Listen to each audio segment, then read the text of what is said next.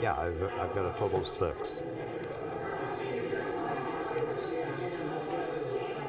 Yeah.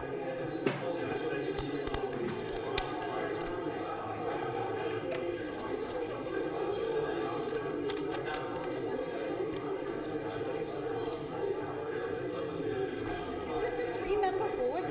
No, it's a 5-member board with 2 people not here. Oh, okay. So tonight it's a 3-member board? That's why we spread out. Okay. Makes it fluid. Okay. So who's absent? I currently is on. I'm sorry.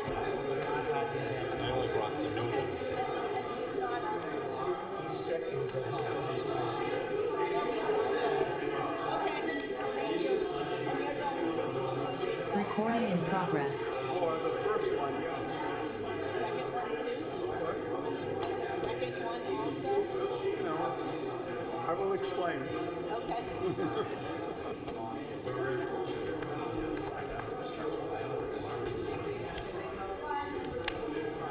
I didn't bring that one. I brought the new one. I got the new ones. I didn't bring them. You just keep it that close enough to pick it up. Left it out in the car. I was thinking of that too. I got the old one. Good paperweight. Yeah.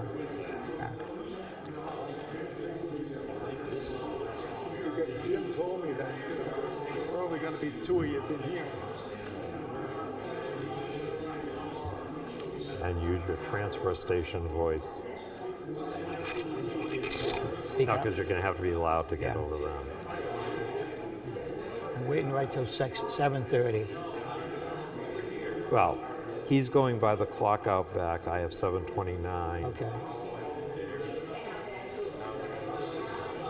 I have 7:29:30. It's 7:30.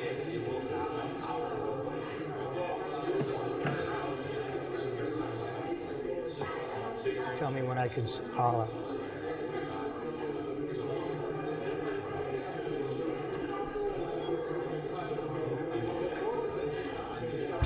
Dave, you can only have one more person.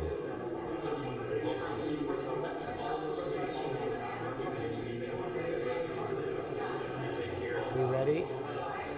Yep. The Newton Board of Adjustments will call to order at 7:30 p.m. Please have your attention, please. Jimmy, do a roll call, please. Mr. Kozak? Here. Mr. Hamill? Here. Mr. Conley? Here. Mr. Gibbs? Here. Ms. McCarthy is excused. And Mr. Doggett is here. Okay. Please stand for the Pledge of Allegiance, please. I pledge allegiance to the flag The of the flag United States of United America, States of America. And to the republic for which it For stands, which it stands. one nation, One nation. under God, Under God. Indivisible. With liberty and justice for all. Mr. Doggett, you have an echo, Excuse me? I think. Sounded like there was an echo. you excuse yourself. I can- Mr. You Chair, I announced don't, it, and I Mr. go. Chairman, I don't know what you're going to do, but we're in excess of. The hall is only allowed 49 people. I think that makes it like 54, 55. Well, let me continue on here. Some of the people might want to leave after I start the program off tonight. Tonight we're supposed to have a deliberative session, the continuation of the request for Puzzle Lane for adding more than one dwelling on a lot. Unfortunately, we don't have. At this point, Mr. Chairman, I'm going to recuse myself from the Okay. discussion on this case. Thank you. Unfortunately, we have one member out sick and one member had an emergency. So, and with Roger stepping down from this one here, we cannot have the deliberative session tonight. That'll continue to next month. Sorry. Yeah. Yeah.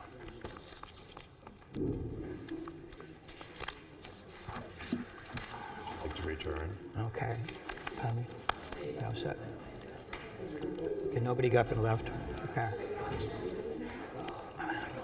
You want to tell them we're still, Jack? Next, we had a preliminary review for Gene.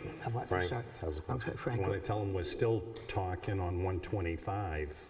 I'm sorry, what? We're still going on the third item. Yes, the third item will be with Coleman again, if you're here for that one also, okay? So we're going to have a preliminary hearing for Gino and Barbara DiVecchia of Newton, looking for a special exemption in variance and relief of Ordinance XI Non-Conforming Lots, Structures and Uses, Section 3 expansion of non-conforming structure for their property on 27 Wenmark Road. The property is referred to as tax map 2, block 2, lot 6. Just to review the preliminary hearing, the applicant, is the applicant here? Yes. Okay. Sitting in the back, Jack. I'm Mr. Dingman, the engineer. And the applicant here, okay, thank you. Well, just so that everybody knows it, we don't take any questions from the public during the preliminary review. It's more for the board to make sure all the paperwork and everything is up to date, that we're not looking at anything. Sometimes some of these variances can be removed before they even come to us. So just the board will ask questions when the final will probably be, and I think they put this off to like August for their final if it goes to that decision. Jack, Yes. Yes, Mike? yeah, so you need to address the overcrowding of the hall before you move What did forward. he say? He asked you to address the overcrowding in the room. Yeah, I did once, Mike. But we have to stay in compliance. That's not an option. Yeah, how many people do we have here? We're in the 50s, We right? have 53, I believe. Yeah. I can redo the count. Yes. If I may, you may just want to clarify that we won't be talking about the residential portion of New Hampshire, the Southern New Hampshire Industrial Park tonight. That's what he was indicating. Right. The waivers for phase 2 of it, we will still be talking about. That is correct, yeah. If you're only here for the residential portion of it, that'll be Yeah, that's correct. July Yeah. meeting. Yeah, thank you. We got to do something then, get it done. Okay. Yeah, my suggestion is if there's anybody that can step out that can wait. I think we need a couple more people, yeah. Thank you very much, sorry about that. Yeah, that should cover it right there. Yeah, we're good.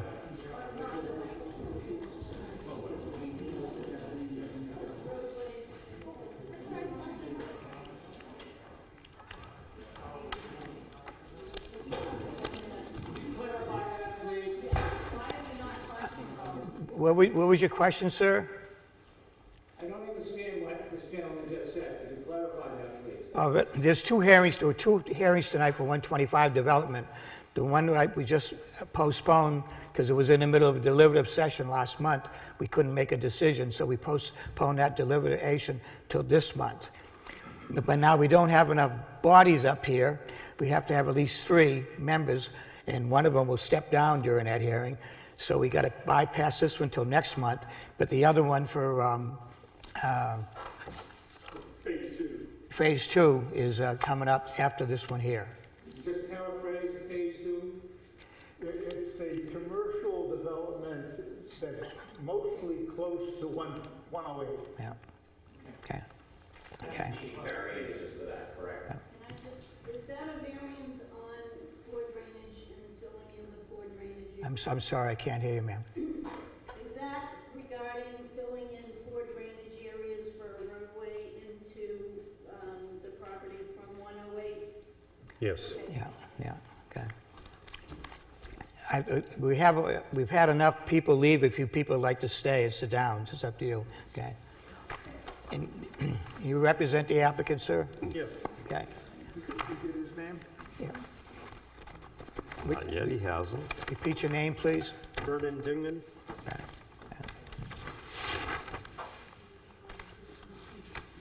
Has everybody got the documents on this one here? Okay. Go right ahead, sir. Okay.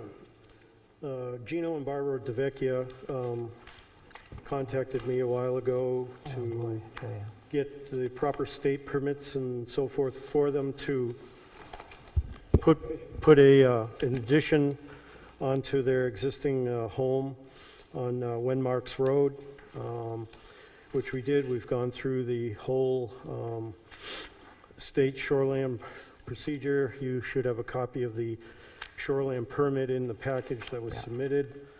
They are looking to put, expand the house slightly, not dramatically, to make it more livable. A little bit larger garage, eliminating the existing garage, and putting a bedroom above the garage to have a master bedroom. The existing structure is a two-bedroom home. It'll still remain an existing two-bedroom home in the way that one of the first-floor bedrooms will be eliminated because of the stairway to get to the new master bedroom and so forth.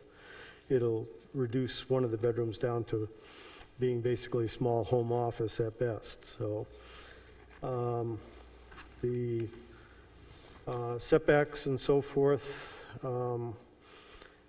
are encroaching by 2 feet more to the street side of the property on that side expansion. And those are all depicted on the plans, all of the current setbacks and the proposed setbacks and so forth.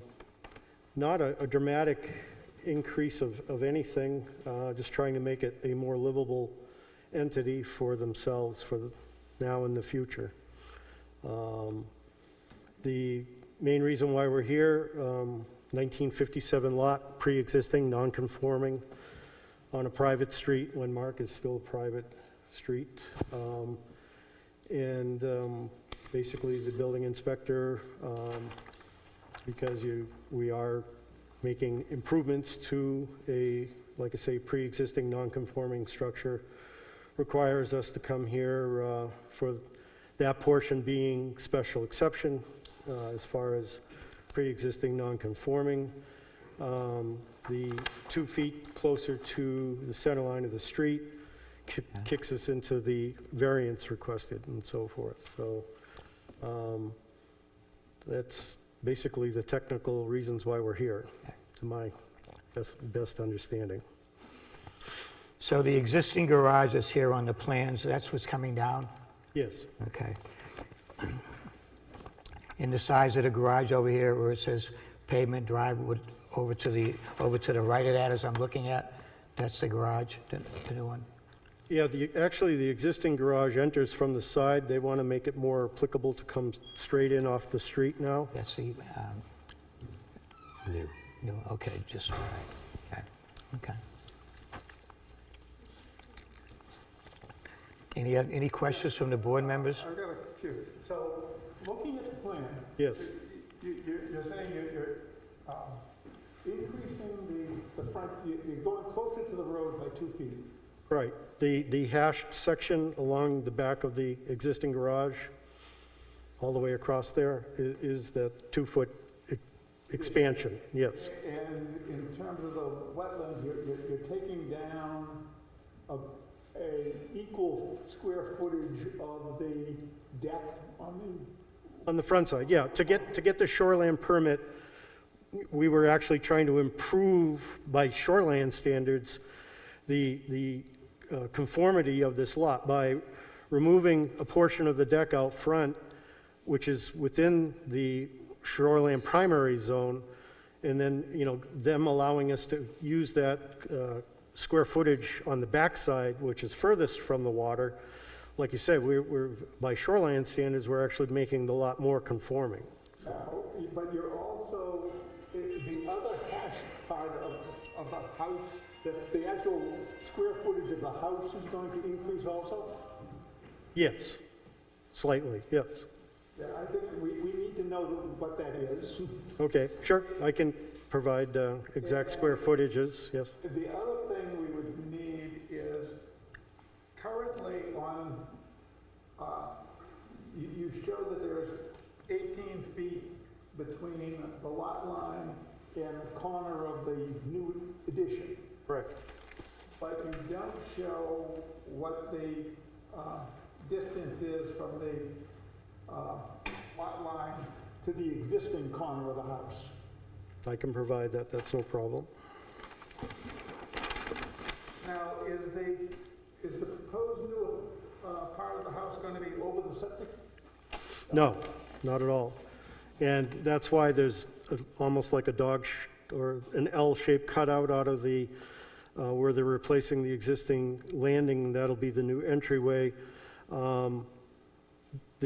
We've maintained the state DES setbacks between the septic tank and the foundation there. So, like I said, this had to go through quite a bit of scrutiny with DES, like any of the submittals up there.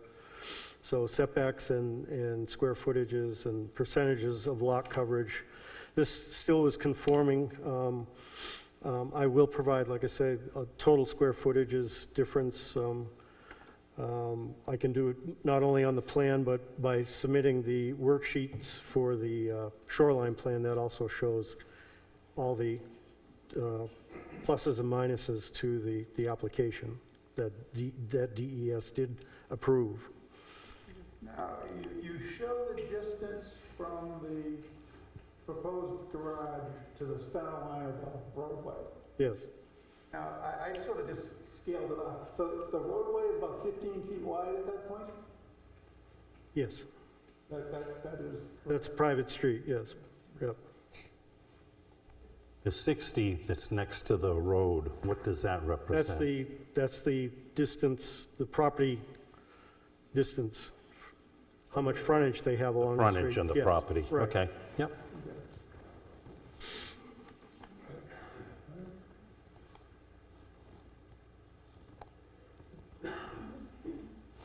That answers the question in terms of what additional information I'll need to help make a decision on it. Definitely. Yeah. Nope, Mike. Anything else? You said you don't want to bring this to public hearing in July? No, I think that Jim corrected me, right? They requested it. August because of vacations, Vacation, they're yeah. not available. Yeah. I have a previous obligation. I cannot make the July meeting, period. So I make a motion that we... wait a minute, hold on. You didn't ask Mike a question. Mike, do you have any questions, Mike? Nope. Did he hear you, Jim? Sorry, no, I had it on mute and I was talking. You couldn't hear me. No, I don't have any questions at this point. Okay. I'll make a motion that we move this to a public hearing at our regular August meeting. Yeah. August Second. 6th. August 6th, okay. Second. And at that time, remind people that your meeting hour will change to 7 Right. instead of 7:30. Yeah. I'll keep reiterating that all night. Yes, exactly. Okay. Let me just put this away. All those in favor? I have to roll call. Okay, do a roll call. Yeah, okay. Who seconded? Frank did. Do a roll call, Jim?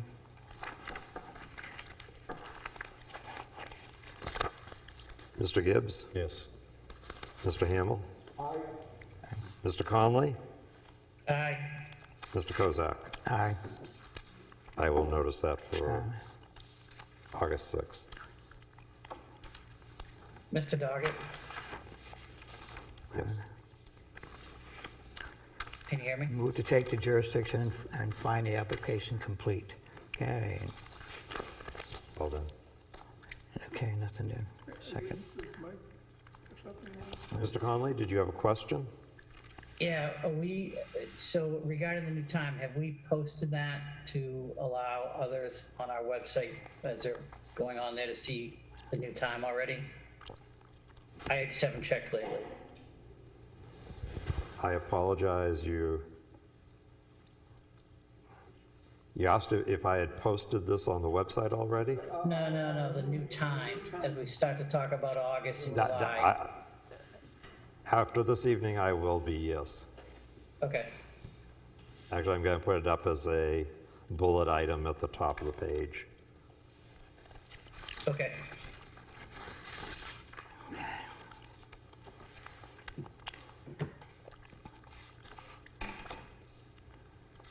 So we're all set?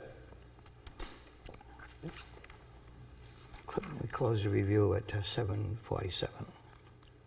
Okay. I'm going to start a public hearing for Thank you. Puzzle Lane, thank you, sir, Newton, New Hampshire, tax map 14, block 1, lots 27-3. With, Chairman, I'd like to make a statement at the opening that I made at the beginning of the preliminary, but I want to repeat it because it's the public hearing. In the past, I have always recused myself from consideration of any case involving lot 14-1-27-3, because this lot had abutted Sergeant Woods condominium complex where I live. Earlier this year, the approved 4-lot subdivision of lot 14-1-27-3 was recorded at the Registry of Deeds. With the creation of lot 14-1-27-7, lot 14-1-27-3 no longer abuts Sergeant Woods. Though I am listed on the list of abutters submitted by the applicant, I am no longer an abutter of lot 14-1-27-3. I therefore feel that there is no conflict of interest and no need for me to recuse myself from consideration of this case involving 14-1-27-3. I feel that especially in this case before us tonight, that I do not have a direct personal or pecuniary interest in the outcome which is different from the interest of other citizens. I invite anyone, members of the board, the applicant and his agents, abutters, or members of the general public to let it be known as soon as possible if they have any concerns with me participating and deciding cases involving lot 14-1-27-3. I will take your comments into consideration to determine if I need to reconsider my decision not to recuse myself. thank you. Tom Lackford, Northern Structures.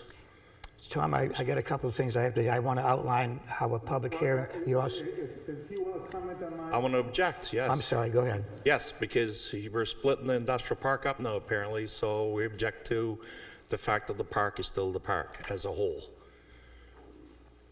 So I'm just wanting on record that I object to what you're saying. Thank you. Thank you. Okay. In light of his objections, as provided by the RSAs, I would request that the board give me an advisory opinion on whether I should recuse myself. Well, I read it over and I think it should go in with our minutes. Mr. Gibbs, have a comment on that?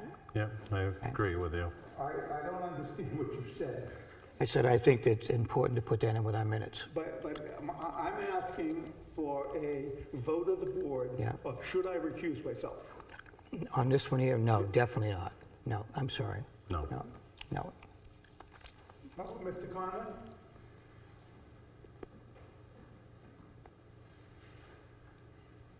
He's still on mute. I do not, yeah. So I didn't hear every piece of your statement, just I would say, and I'm glad I'm listening from a distance, your microphone should be closer to your mouth, number one. Number two, I do not see, I've heard this speech before, I do not see any reason that you should accuse yourself from this at this point in time. I couldn't hear Mike. He has no problem with it. Would you like somebody to make that an actual motion? Yeah, do, That would be good. yes. Mr. Gibbs, would you like to make a motion for that? I make a motion that Roger stay on. the Roger board. stays on as a member, Yeah. as we're not working on the same lot that's next to his residence. I second that.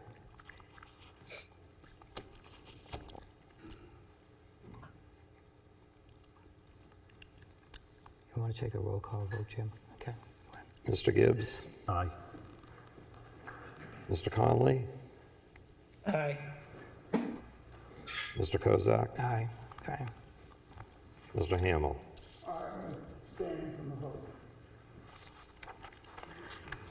I So that's unanimous. question Yeah, unanimous, yeah. the objector is considering that if I do recuse myself tonight, that we basically won't be able to have the public hearing. Do you still want me to recuse myself? Are you ready to vote tonight?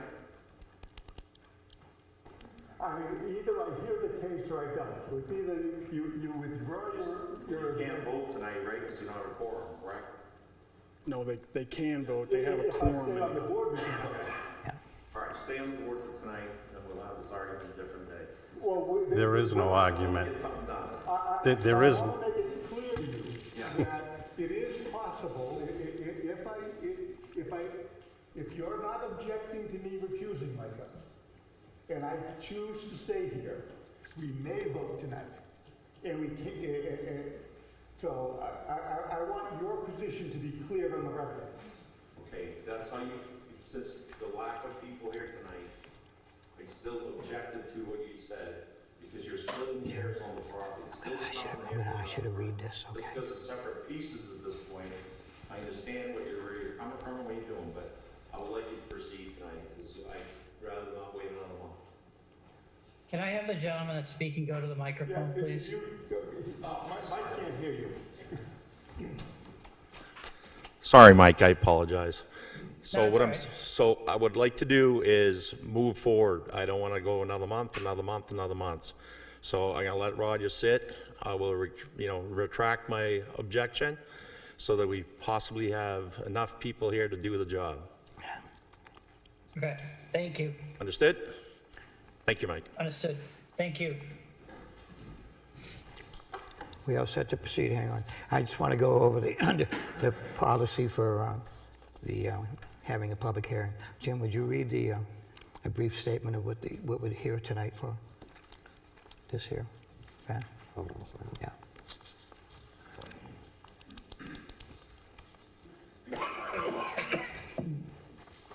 This is a continuation of 125 Development Court of Placer, New Hampshire's request for a public hearing for relief from Section 27(8)B, specifically to allow building activity within 50 feet of poorly drained soils, and Section 25, specifically to allow building activity within 200 feet, within the 200 foot setback to Residential A for their proposed 4-building condominium site plans off South Main Street in New Hampshire.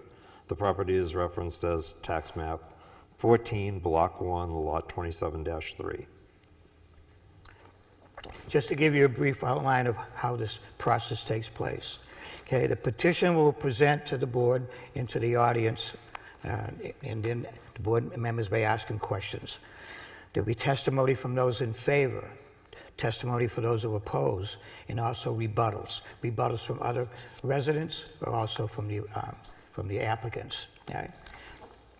And once this is all done and so forth, it comes back to the board, we will ask them questions, finish out that part of the application, and then once we get to a point where we feel that we've got all the information we have, we will close the public meeting and we'll go into deliberative session to vote yes or no. Go right ahead. Thank you, Mr. Chairman. My name is Barry Geyer. I'm with Jones and Beach Engineers here for the applicant. This property is 143.7 acres in the light industrial commercial district. The intent of this project is to construct Phase 2 of the Southern New Hampshire Industrial Park. Phase 2, for those who haven't been with us the whole time, consists of construction of Industrial Way to Route 108, a portion of Puzzle Lane extension, emergency access to Howard Lane, the construction of 4 commercial industrial buildings totaling 207,000 square feet, and the associated parking, loading, utilities, and drainage for that construction. The proposed construction requires variances to 2 of the Newton zoning regulations, Section Roman numeral 27.8B to allow building activity requiring a building permit within 50 feet of any poorly or very poorly drained soils. And the second one is to Section Roman numeral 25.1, granting of which would allow the construction of structures within 200 feet of abutting residentially zoned properties. For the first variance, the proposed construction requires 3,246 square feet of wetland impact for road construction and 101,726 square feet of buffer impact. The buffer impacts are for road drainage and grading. No buildings, parking, or drives are located in the buffer except for the road. Variance 2, this zone requires a 200-foot structural setback to all otherly zoned properties. So the applicant is requesting relief to allow the proposed access and development within the 200-foot setback, the greater majority of which the proposed structures we are seeking relief for are in support of the roadway. That includes catch basins, manholes, drainage structures, signs, retaining walls, guardrails, etc. Since the last meeting, we updated the plans by adding the tables depicting the requested variance and the distance requested for each of those locations. We also added the entrance road, Industrial Way, and this is listed as drive impact on the plans and includes all pavement within the 200-foot structural setback with the exception of parking, which we broke out separately. So the variance criteria are listed in our letter dated March 23rd, 2022, along with how we are meeting those criteria, and we'd be happy to review the criteria with the board and/or answer any questions the board may have.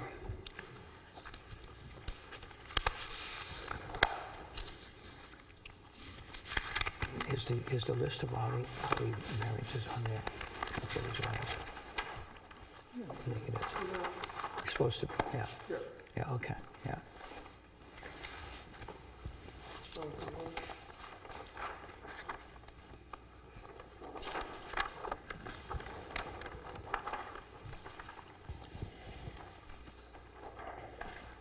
I do have one kind of technical question. ZBA 3, it looks like it's turned around.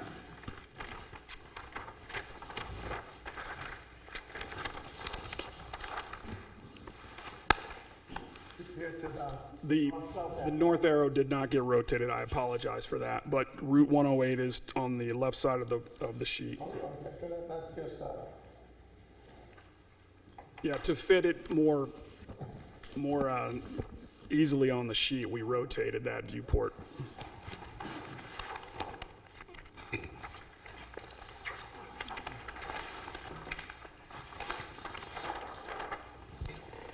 What were you looking for, Roger? I made some notes, so a couple other.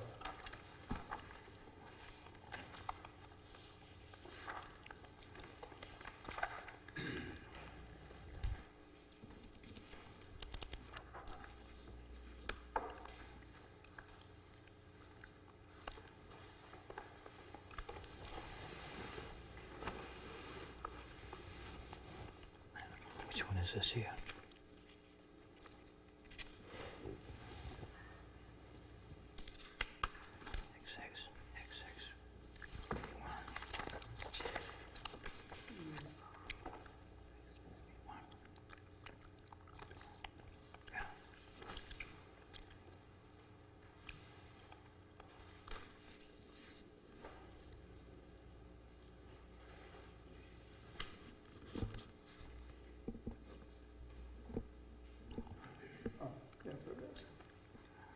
On ZBA 11,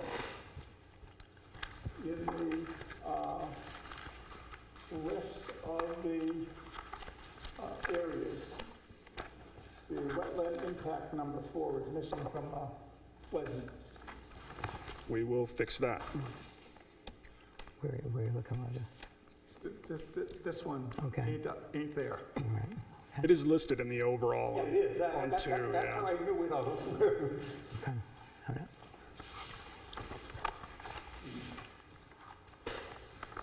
I placed a set of drawings up here on the table if anybody in the audience would like to go up and take a look.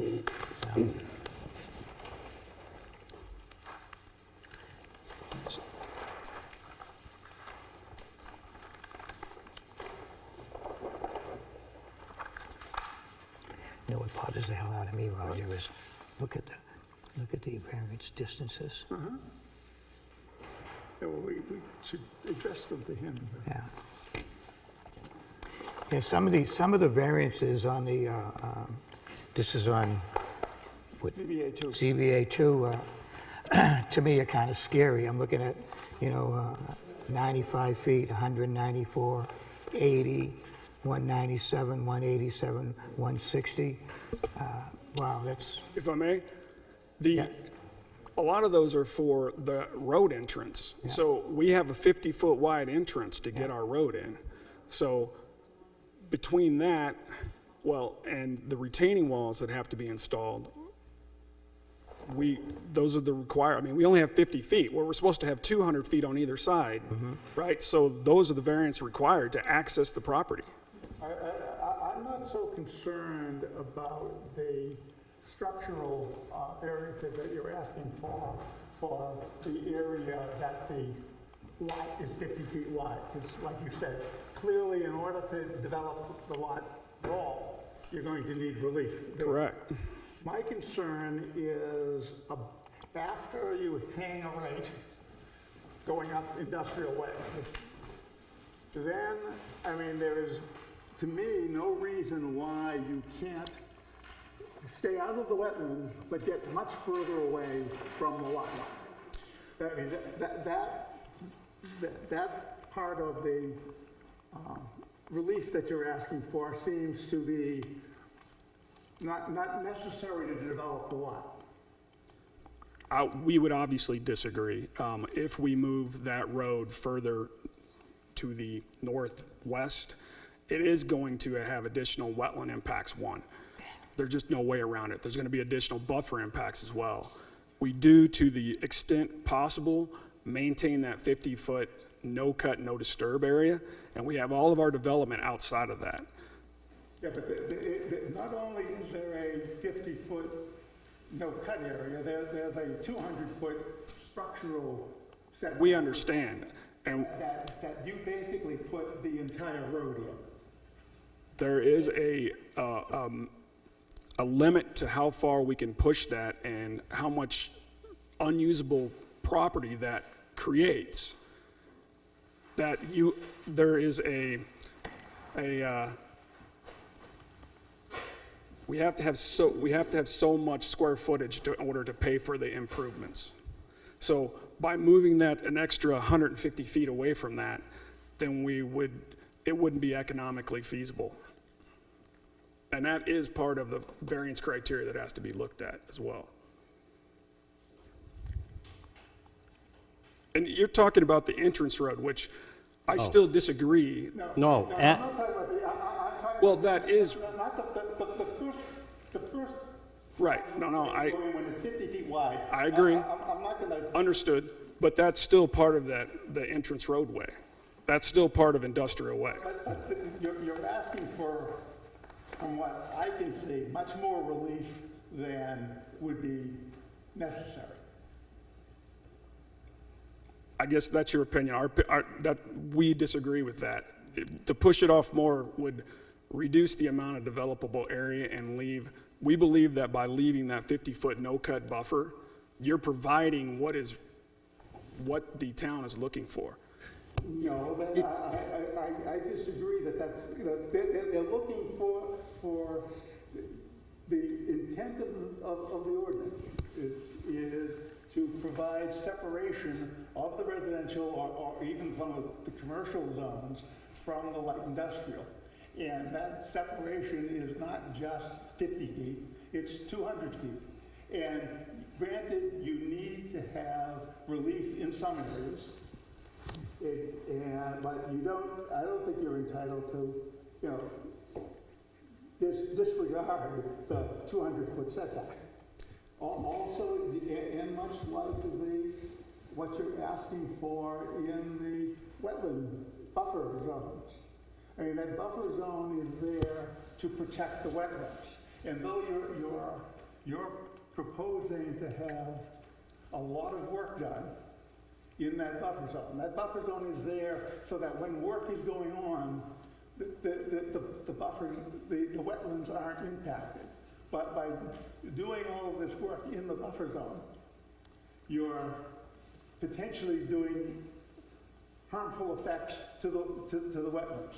And again, there are areas here that clearly you would need to get relief. But the extent of what you're asking for is much greater than, basically, on the outside of the two big buildings, that entire perimeter, you're working in the way, you're doing all of your grading in the buffer zone. We are grading, we are actually, a lot of that is for stormwater features and putting in swales to get the stormwater to the stormwater features. So we're actually providing stormwater treatment. But you're also upsetting the buffer zone while you're doing that. I understand, I agree with you. And the potential for damage to the wetlands during construction is very large. Oh, I disagree. If you're saying because you're 10 foot closer that you're going to impact the wetlands, I disagree. We have, 10 feet closer? there are places where we're closer and there's places where we're not. I mean, obviously I disagree. The area says 143.76 acres. Is that correct? Correct. Are you telling me that you can't develop that at all? That 143 acres? No, That can never be developed. That's what you're telling me. Mr. Gibbs, I'm not saying that at all. That is not, and I don't think anybody has alluded to that. Okay, so why can't you push that whole thing back 200 feet to get away from all the 200-foot setback, and you probably wouldn't have all these people here? Well, I disagree with both of those statements because Well, the more you push us back, the less room there is to develop. Agree? so you're saying you No, can't it's- use the 143 acres? So the farther you push us back, the less room in phase two there is to develop. That's just a fact. The cost to put in the infrastructure is X amount of dollars. And the more we push it back, it's X plus, plus, plus, plus. So the amount that it costs to develop keeps going higher, and the amount that we can develop is smaller. So we are proposing to develop as much as we can within our footprint. We do ask for some relief in areas. There's no wetland impact for development. It's only for the roadways. The buffer impact, there's no buildings in the buffer. Only disturbance in the buffer is for grading. Most of it is for stormwater or stormwater features. So we think it's a reasonable request. Did you see what the town voted for 2 years ago I did not. for the setback? I did not. 800 and something people voted against having a 50-foot setback. But that goes to the intent of the keeping separation between the residential and the commercial, and the light industrial.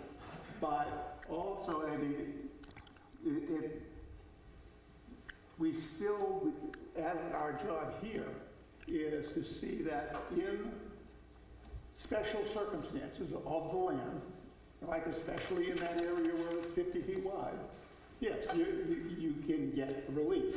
Yes. But I think it's incumbent on anyone who develops to try to seek as little relief as necessary for their development. Was that a question? Okay. I guess I would say, well, we disagree. I think we try to meet the intent, which is to provide a buffer to the residential areas. 50 feet? The development of the buildings and the vast majority of the project is outside of that 200 feet. Yes, our entrance road, industrial, and part of Industrial Way and part of the connection to Howard Lane is within that 200 feet. But we've kept the vast majority of the development, what I would call the building, anything that's really going to impact the abutters. A roadway, you're going to see a roadway, that's, You're not going to hear sound from trucks? you think from another vehicles? 150 feet is going to change that drastically? It's going to make it a big difference. Yes, it is. I disagree with that, because we can we're keeping the same 50 feet that we cannot clear. No, and it's just putting the 200 road there. feet. It's 200 feet. You're the one that's saying it's 50 feet. No, there's a 50-foot no-cut buffer So we are keeping that. There's also a 200-foot structural setback. Right. So what I'm saying is we're keeping the 50-foot no-cut buffer to the extent practical.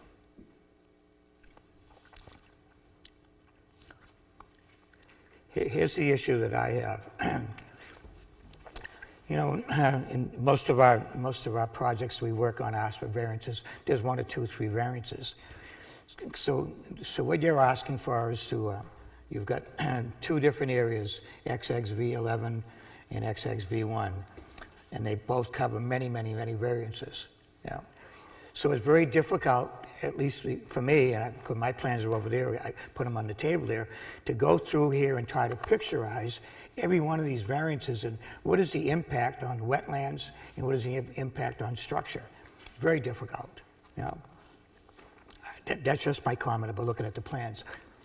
To me, what I'd rather see is the discussion on each one of these, which is probably impossible because we'd be here for 2 nights. But just because there's so damn many variances, it's tough.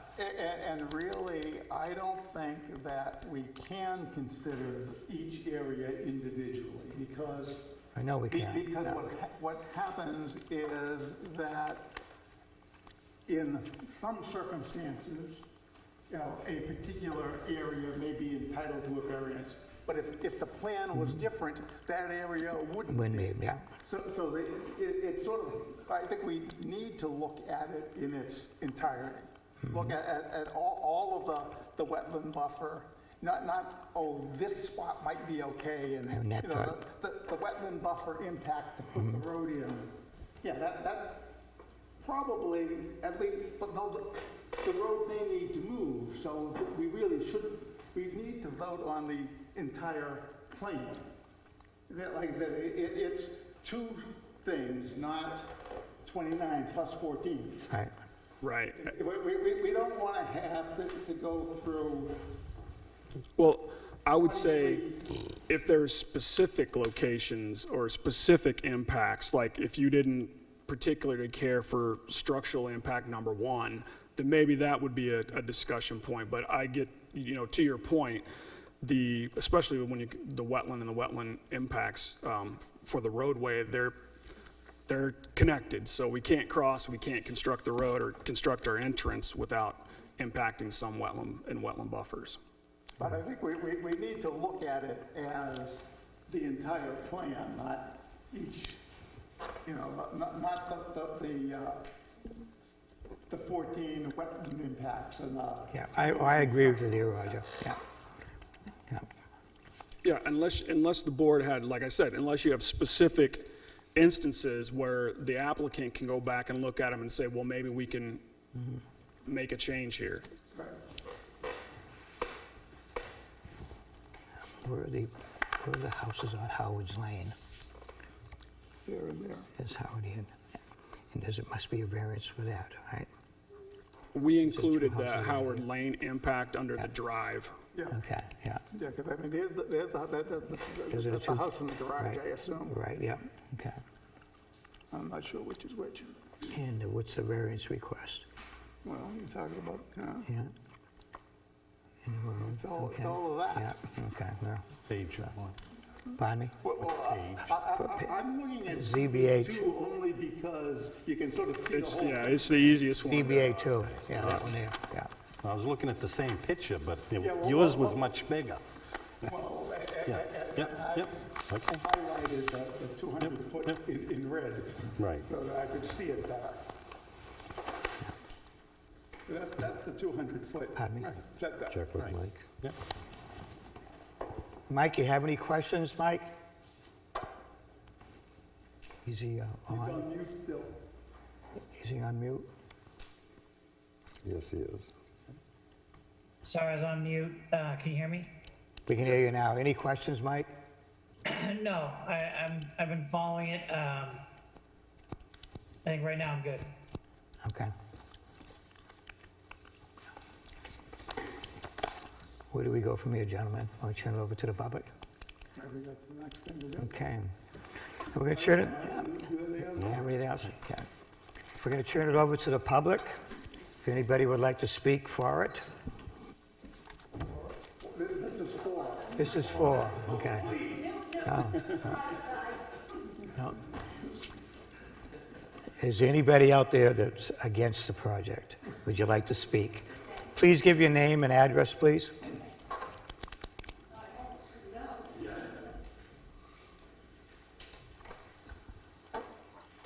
My name's Nancy Kozlowski. I live at 3 Woodland Road in Newton, New Hampshire.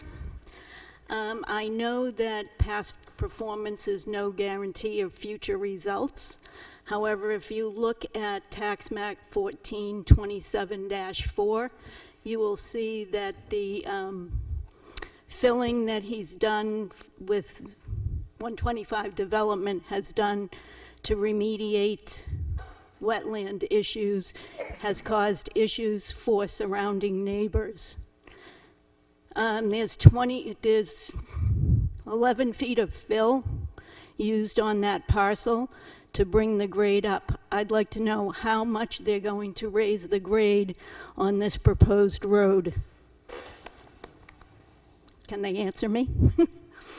Would the applicant like to answer the question?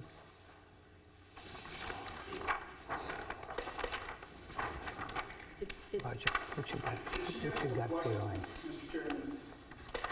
Oh, I'd like to do it in public. No, that wasn't. If she has more questions, maybe get them all out. Sure. Okay, all right, yeah. Yeah.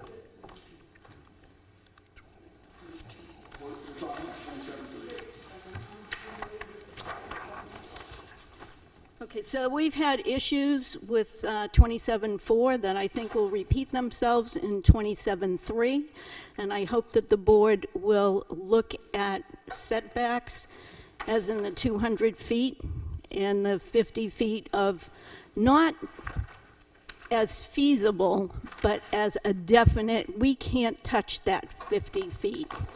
It was said as feasible. So I'm just saying that I hope we do not have a reoccurrence of 27.4. Thank you. Anyone else?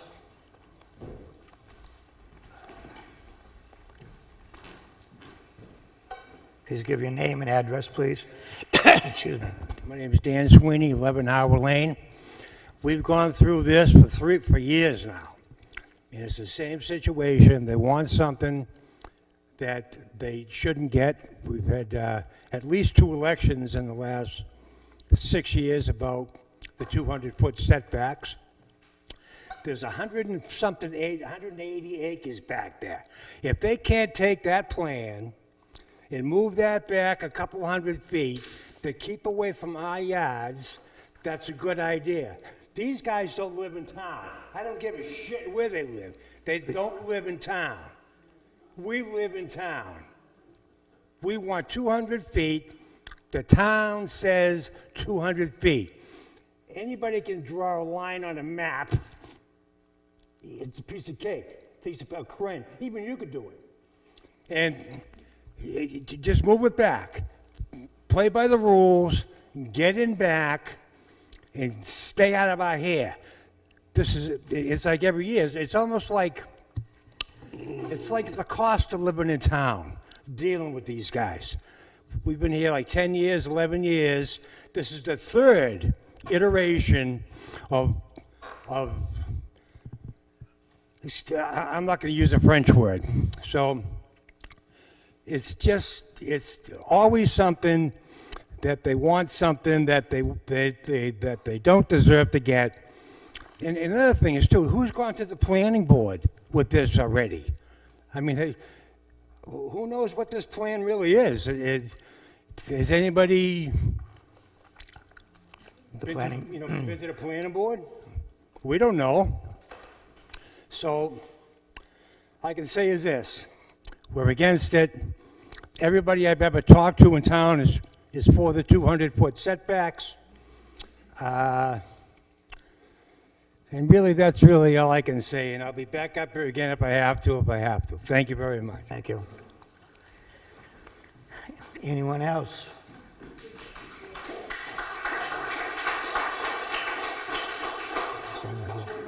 I'd ask that the assistant read the comments that we received by email Oh, from the the, abutter? oh, you want the ones we have here?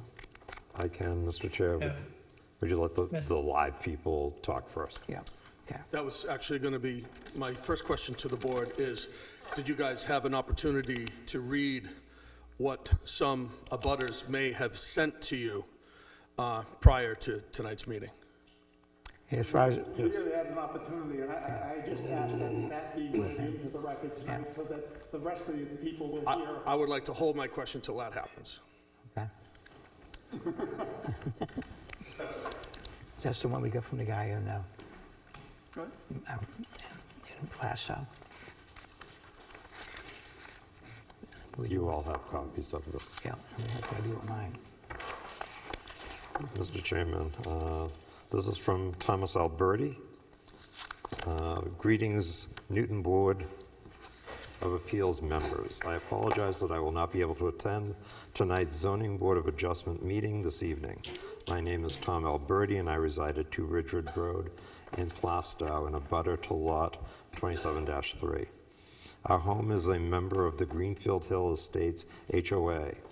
I'm writing in response to 125 Development Corp's variance request slated to be reviewed tonight at the BOA meeting.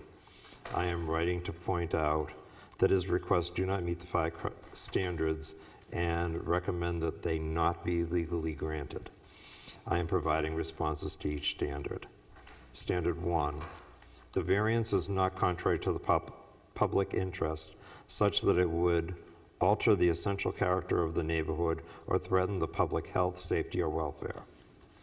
The response to this question was evident in 2020 town vote, where a warrant article directly related to the interests of this developer was proposed to reduce setbacks from 200 feet to 50 feet. Public interest was clearly addressed in this vote, and the townspeople resoundingly voted no. To grant this variance would be contrary to the results of town vote. Also, the Newton Concom has previously commented on the request to operate within the 50-foot wetland setbacks and have recommended to not allow this with concern of impact to these important areas. Standard 2, the spirit of the ordinance is observed. The proposed use must not conflict with the explicit or implicit purpose of the ordinance and must not alter the essential character of the neighborhood, threaten public health, safety, or welfare, or otherwise injure public rights. The results of the 2020 vote confirm that this is, in fact, against the spirit of the ordinance. Such a drastic request, i.e. a 75% reduction in setbacks, is drastic and unreasonable.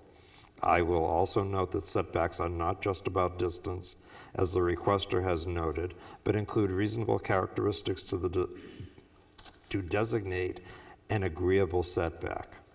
Standards 3 and 4. Substantial justice is done and the value of surrounding properties are not diminished. There are national and international studies that have been done on the impact of commercial development on surrounding residential communities. These studies confirm an adverse impact to abutters of a 15% reduction in home value. Of note, considering distance, we find consistent with expectations that increased remoteness to industrial sites increases housing prices. Houses located within 250 meters from a site are predicted to sell at 14.9% less than houses located beyond a distance of 2,250 meters from an industrial site. The reference group,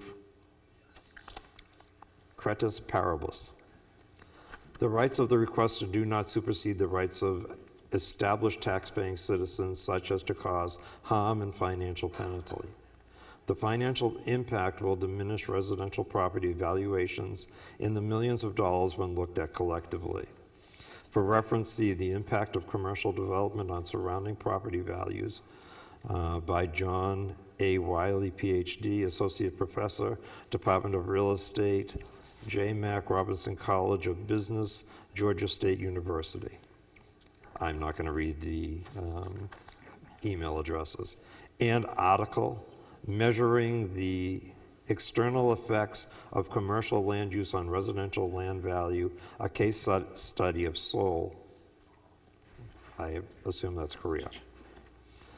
Standard 5, literary enforcement of the ordinance would result in an unnecessary hardship. The ordinance as constituted does not present a hardship to the requester.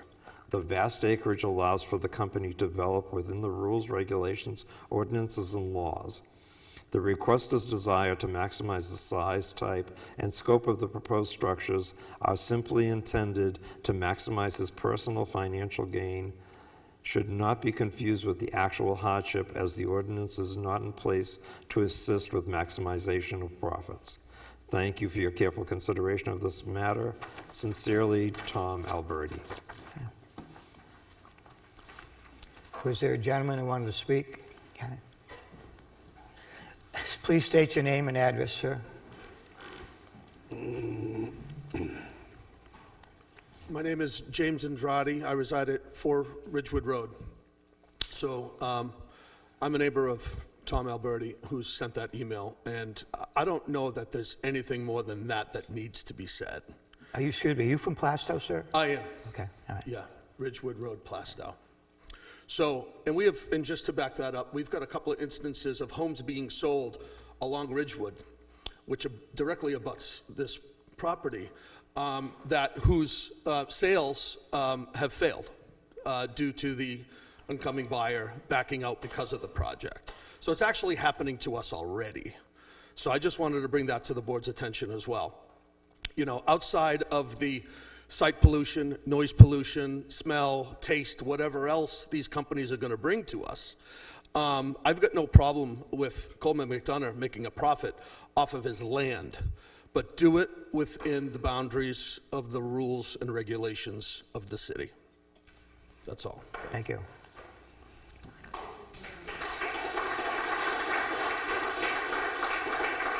Is there anyone else?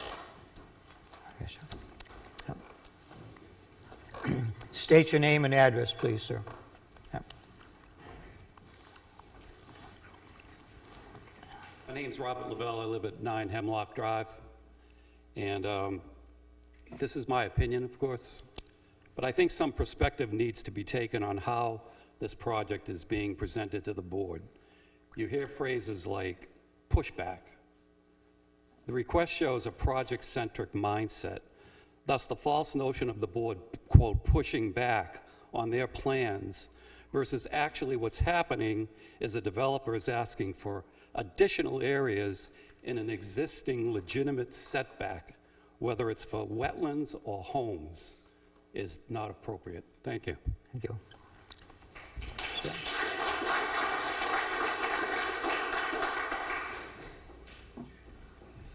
Your name and address, sir. So. My name is Steve Beck, 20 Ridgewood Road in Plastow. Been here before. We've all talked about this both at this level and the planning board level.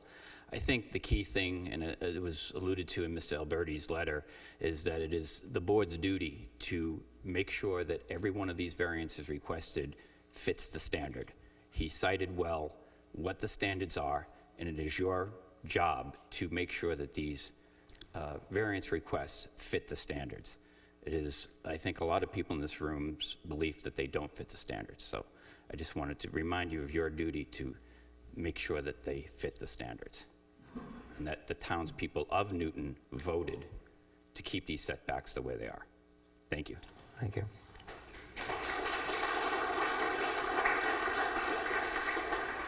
Is there anyone else who would like to speak? You just answered my question that I asked about the grading. Excuse me, you're going to answer that lady's question, please? Yeah, if I remember correctly, the question was the amount of fill for road. There's locations where we have between 6 and 8 feet of fill required for the roadway.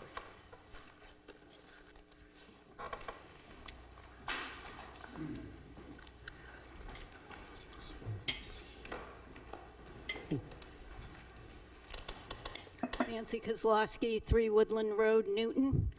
So I'm not sure I understand what you're saying, but are you saying that you're going to raise the grade 6 to 8 feet for the roadway? In some locations, yes, there will be cuts. In other locations, So how do you feel that will impact the abutters who are now going to have drainage sloping towards their homes? Mr. Chairman, would you please stop the dialogue back and forth that just... we don't direct any more drainage towards the abutters than is currently going. That's, you have a stormwater regulations that see to that, and the planning board would see to that as well. Okay, thank you. That didn't work. Is there any more questions? Oh, yes, sir. How far are these houses Well, from my here? name is Ray Rogalski, 14 Balsam Way. One of the things I get a little concerned with is the term wetlands and the potential hydrology of not only the visible wetland, but the adjacent wetland. I don't know if you guys are familiar with liquefaction, okay, where you can vibrate material, the water will come up, okay? There's got to be a displacement. You take the mass of the material you want to bring on this property. If I was in your position, I'd say, why aren't we drilling? I want to know how deep, the wetlands are. Is it, does it go down 50 feet, 100 feet? You're going to be bringing in 500,000 pounds of dirt or whatever. It's going to displace. There's no such thing as, it's like putting your foot on a beach, if I'm not, lack of a better term, or a truck riding through a mud puddle. Things are going to displace. Now, the closer you get to people's property, there's a chance that the dynamics of the soil will change. And it might be a simple thing like somebody's cracks in their foundation or whatever. My feeling is you stay away from the mush as much as possible. You know what I mean? Unless, you got the money, maybe construction bonds or something, or you agree that you will maybe make restitution for any damage that's unsuspected at this time. It's unknown when you deal with this type of stuff. And when you bring in the certain dirt, okay, I don't know if you guys watch Oak Island at all, and you saw how they built the roads through the swampland, how they had different layers of stone and everything. It's a science, and you need guarantees that any type of structure, roadways, I don't know what the truck velocity will be through this when it's all developed. Again, with the vibration, okay? I mean, it's a complicated thing. And my thinking is keep the distance, keep the wetlands. If you got to encroach here or there, that's understandable. But to just, relax them completely, I think is taking one hell of a chance. And again, believe me, I'm a risk taker. But if I'm going to take a risk, I'm going to come up to the plate with restitution or whatever if I screw up, That's just most of our nature.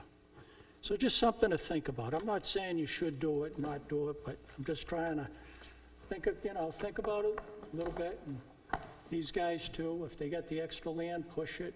Yeah, you might lose a few bucks in the deal, but there's a lot of things we're learning to this day, Science is always changing, so anyhow. Thank you. You're welcome. Is there anybody else who'd like to make some comments? No. I have a couple of questions. How many to the Ask out loud. yeah. Yeah, how many to the houses here? How many feet are we talking about? Well, this house is about 70 feet from the lot line, Okay, and this one is about 100 feet. 100 feet. Wow. Yeah. And those are 200-foot butters, right? And that's to the lot line. Right. now. Okay.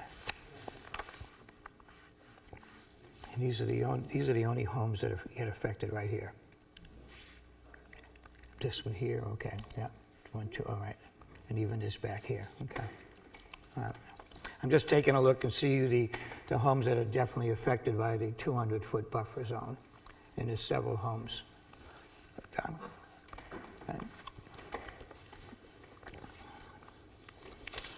Anything else, gentlemen? No. No? Pardon me? Can you tell us which ones are affected by that? If you want to look at the, I'm not sure whose homes they are, but, and you'll probably be able to see it over here. Yeah. Let's see, show you. Whoops, go ahead. Oh, thank you.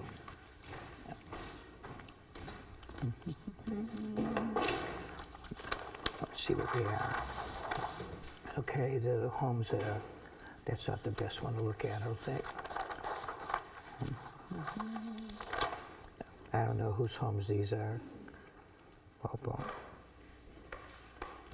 And that's probably in this one here. This is the emergency there at, you know what I'm talking about? Yeah. These are the two houses. This is that emergency access they're gonna ask for. Okay. Okay. Okay. I can't remember the people who live there. Okay. But these are all, they're gonna be affected drastically, yeah. Okay, I'm just asking. Louder so people can hear what you're saying? I'm sorry, what? Can you speak a bit louder so everybody can hear? Oh, I'm sorry. I'm just pointing out the houses to these people that are asking me what we were talking about. Thank you. Okay, you're welcome.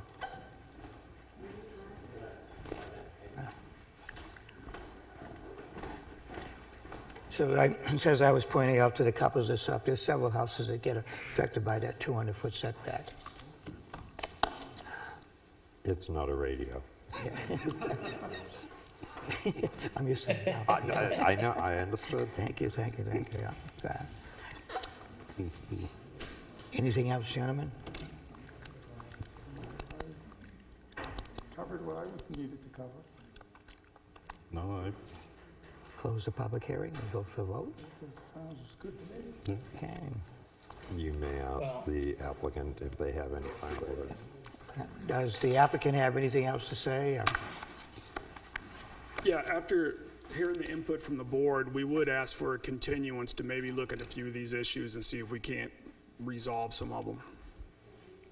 I'm sorry, could you speak it? I'm sorry, I couldn't hear you. Yes, we would ask for a continuance to the next meeting so that maybe we can look at some of these issues and try to resolve them. Board? you're going to have a new set of What plans. issues do we want to resolve? What issues are you trying to resolve? Well, you brought up the road within the 200-foot buffer and some of the wetland setback issues. That's going to be a new set of plans. No, as long as we haven't closed the Okay. public hearing. You're right. If Okay. we continue the public hearing to a specific date, Okay. we can continue to accept, we can accept the new set of plans. Okay, Agree? Okay. I'm fine with that. You fine with it? And by the way, so I'm going to weigh in. And by the way, they don't need to be a new set of plans if nothing's changed, right? If you want the continuance, you have the right. But come back. The only thing I would ask of you, I know you, but you're representing, but of you and your client is if you come back with nothing, explain why. That's my only request. Right, so if you come back and say, you know what, no, presenting as is, I would ask the courtesy of why. I didn't quite get it. Did you get everything you said? I couldn't. No, that's why it's recorded. I apologize, Mr. McConnelly. Connolly, can you, No. can you please Yep, can you repeat hear me? that? Yep. So my request is this. Go back and do your due diligence. If you say, look, we've looked at this and we're not going to change a thing. Mike, So let's say you come back and there's no changes. You're going to stay with what you presented tonight. My request is why. I just asked for the explanation of why. Mike, I think you're very difficult to understand you. You're saying, Mike, if the plans don't come back changed, Is that what you're alluding to? I'm, Yeah, so let's, if it comes back and there are no changes to the plan, yeah. my request is an explanation of why. If there are no changes, substantive changes to the plan, he wants to know why they weren't. Actually, Mr. Chairman, I'm going to rescind my request. We would, if the board wishes to vote tonight, we would ask that they do. I'm sorry, that asked for a continuance? No, I'm going to rescind my request for a continuance and ask that you vote tonight. Okay. So you don't want an opportunity to make any revisions? The applicant does not want an opportunity to make any revisions. So you're comfortable with us voting on the information that's currently available? We are. Okay. All right. So no more questions from the audience? Now we're going to close the public meeting at 8:43 p.m.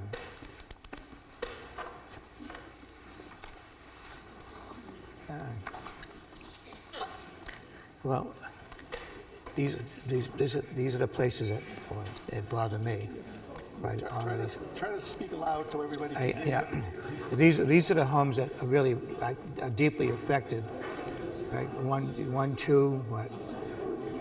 4, 5. You know, they're all within. Mr. Chairman? Yes. The people need to be able to hear what you gentlemen are talking about.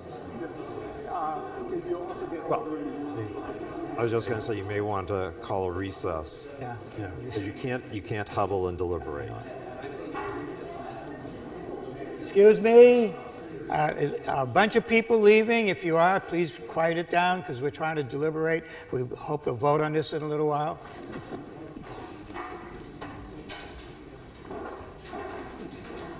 I would ask that you each speak up because I have to get that. Okay. Yeah. The deliberations in the minutes. Yeah, wait till some of these people get out of here. Yeah.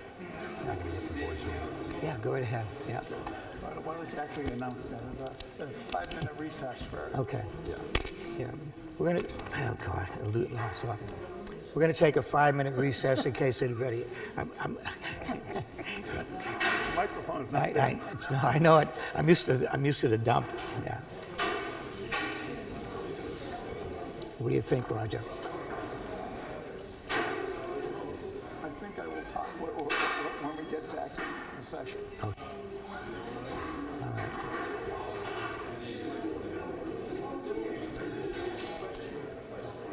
We're in recess at the moment.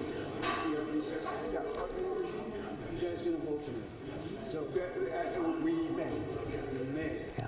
So I mean, I'm just wondering if I should stick around. It is a public meeting. You're welcome to stay. But you're not sure if you're going to vote. Depends on how the deliberation goes. Right. We're Depends. going to start to deliberate. Right. So if that happens, if there is a vote, yay and nay. Or we might continue it like we did on the other one last month.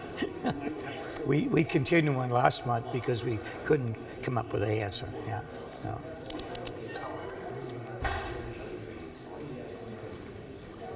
Yes, sir.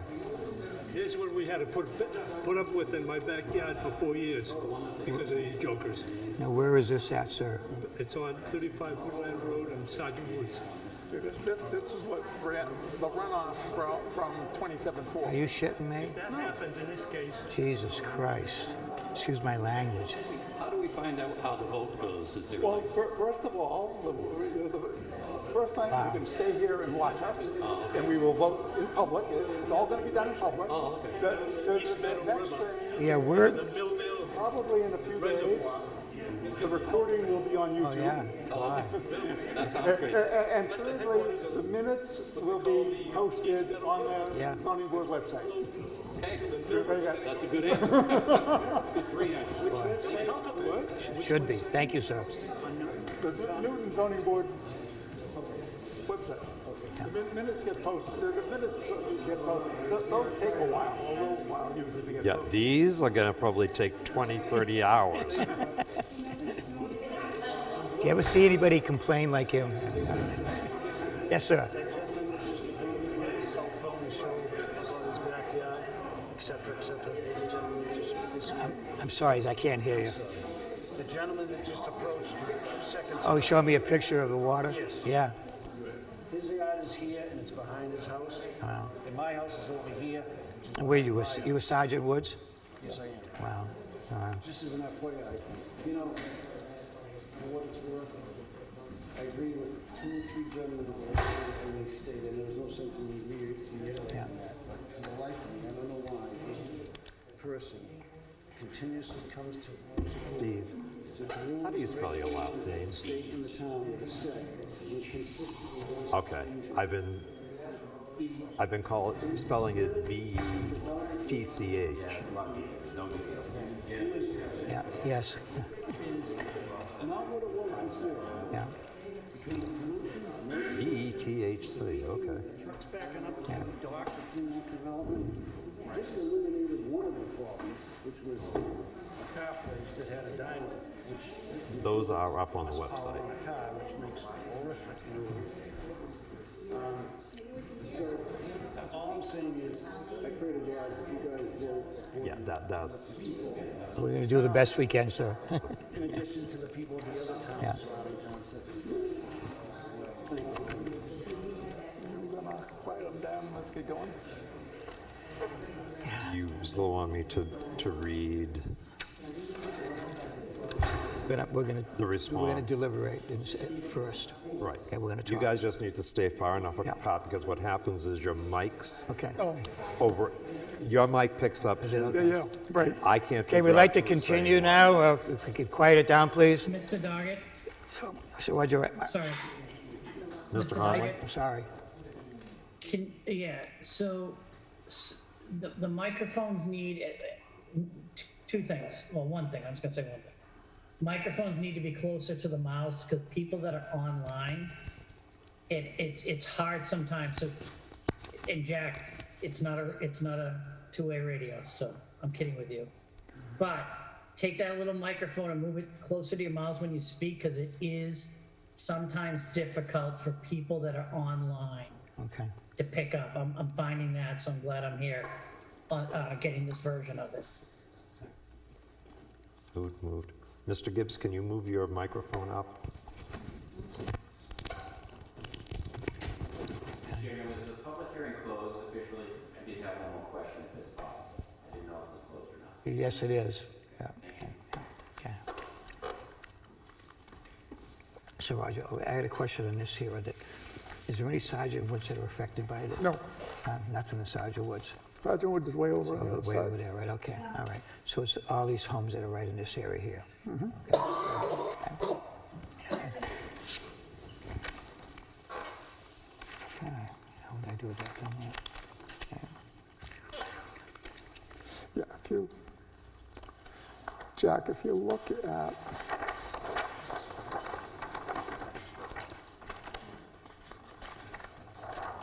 this page, so we're down here. Okay. Sergeant Woods is way over there.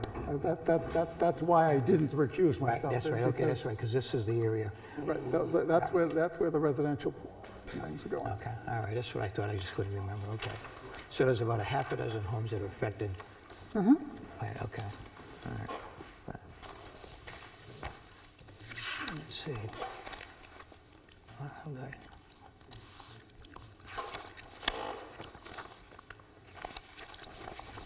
Lost my papers again. I didn't take it.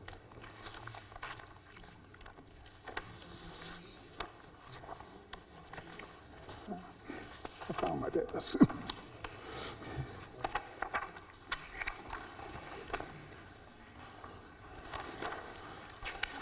Too much paper.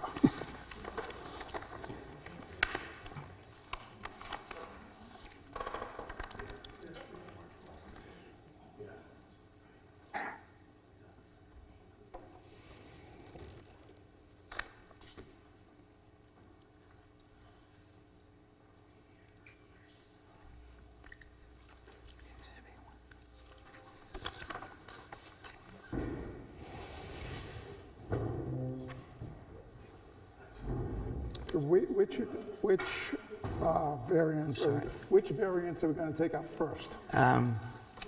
Let's do the one on top, which is 27.8. I'm sorry, what'd you say? You have your choices of 27.8 or 25.1. Do you want to do the wetland one first or the? Yeah, the wetlands first, the Okay. XXV 11. Okay. Okay, so we'll do the wetland buffers first, okay. Yeah, I'm looking for my other, the other thing that goes along with this.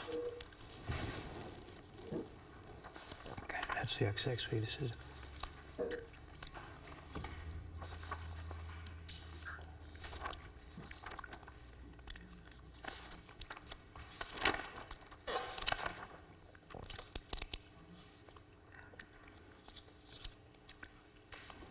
Okay.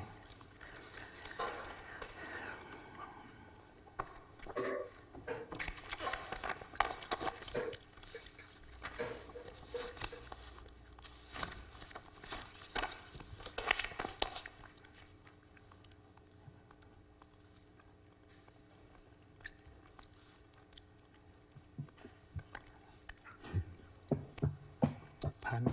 What are we waiting Just- for? I'm just trying to get my paperwork together. Okay. All right, let's, we're gonna start in the process of voting. Jim, would you please read the application, the data and the applicant's comments? All right. And we're going against XXV 11-B8B, correct? Roman This is 27. section 27.8B, and that is building with activity within 50 feet of poorly or yeah. very poorly drained soil. Yeah. The applicant is requesting a variance to impact 102,101 square feet of wetland buffer in support of construction of the proposed roadway, building, and drainage features proposed in Phase 2 of the Southern New Hampshire Industrial Park. As to criteria 1, the granting of the variance would not be contrary to the public interest because the applicant's response is the majority of the impacts are requested for construction of roadways and drainage to support the project. Erosion control measures will be employed to prevent adverse impacts to wetland. Mr. Gibbs, do you agree? No, because it's close to the water aquifer. Mr. Conley, do you agree? Yes. Mr. Hamill, do you agree? There are areas where the impacts are appropriate, but on the whole, I feel that he has not met the requirements because the sensitivity of those wetlands and the aquifer, and because of the amount of disturbance. It's not you know, especially around behind the buildings, basically the entire backside is all being disturbed in the buffer zone. So for that reason, I feel that he has not met the criteria. Mr. Kozak, do you agree? No, I do not. I'm concerned about the impact of these important areas, and I kind of go along with Roger. There's just too many of them, and to allow it in that area, I vote no. Criteria 2, granting the variance. If the variance were granted, the spirit of the ordinance would be observed because, according to the applicant, granting the variance will allow the productive use of land while protecting the wetlands. Mr. Gibbs, do you agree? No. Still too close to the water aquifer. Mr. Conley, do you agree? I do not. At that point, there's too many variances on that land. It affects too much. Mr. Hamill, do you agree? Again, because of the amount of areas that are being disturbed, I think that the spirit of the ordinance is to protect those wetlands, and this does not do adequate job, and the applicant has not met the criteria. Mr. Kozak? I vote no also. I love Roger's comments here. I don't believe the spirit of the ordinance would be observed.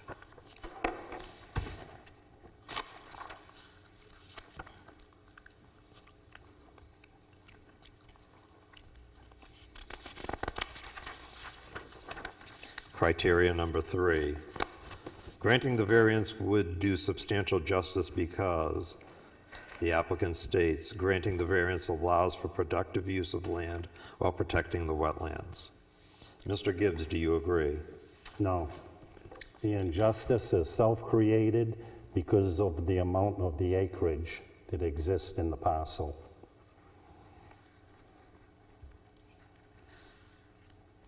Mr. Conley? I do not. Mr. Hamel?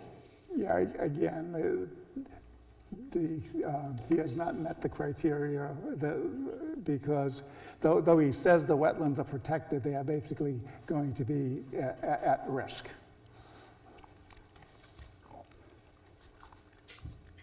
Mr. Kozak? No, I agree again with Roger and I that the wetlands will be exposed and there will be some issues.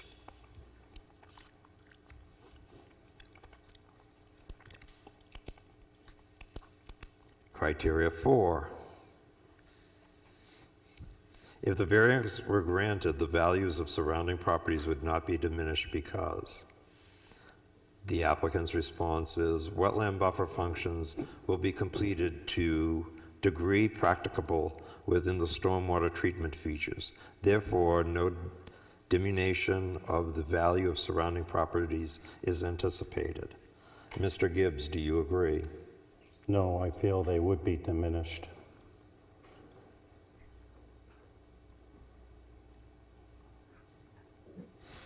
Mr. Conley, do you agree?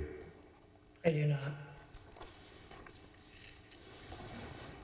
I apologize, Mr. Conley, I could not hear you. I do not. Okay, thank you. Yep. Mr. Hamel, do you agree? Again, the applicant has offered no evidence for that there would not be any diminishment of value, and one of the applicants presented some information that there would be diminished values of the surrounding properties.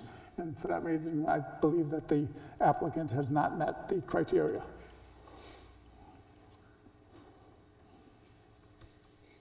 Mr. Kozak? Yeah, I agree with Roger, but I also, that's why the 200-foot buffer was put in. This is just the wetlands, I'm saying. Pardon me? Oh, This is about the wetlands. This is the one in the wetlands, I'm sorry, the 50-foot buffer or whatever it is, and so I disagree. I vote no. Sorry about that. I'm getting my notes screwed up, Roger. Criteria 5, hardship.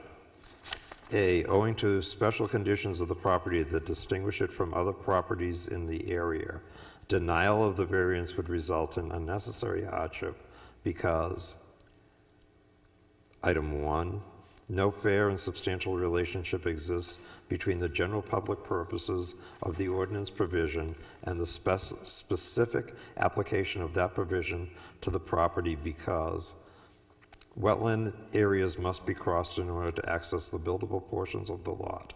This requires wetland buffer impacts. Do you agree, Mr. No. Gibbs? All hardship is self-created on this parcel.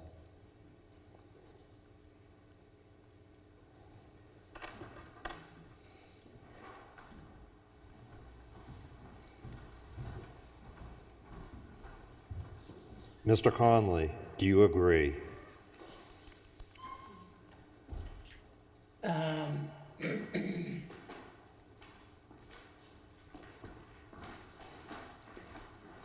I think it's, yeah, so I'm gonna say no.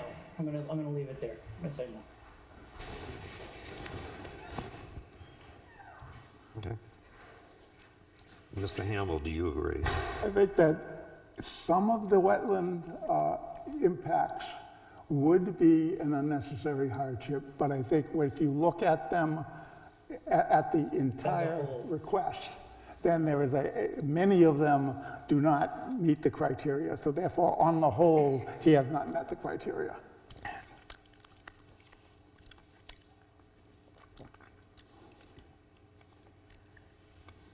Mr. Kozak. And I'm going to vote no, they haven't met the criteria for hardship. Item 2, under hardship, the proposed use is a reasonable one because applicant states wetland and wetland buffer impacts have been minimized to the degree practicable while using the upland efficiently. Mr. Gibbs, do you agree? Can you read his answer again?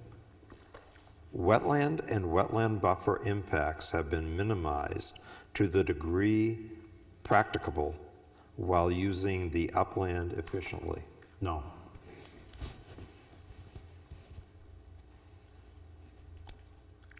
Mr. Conley?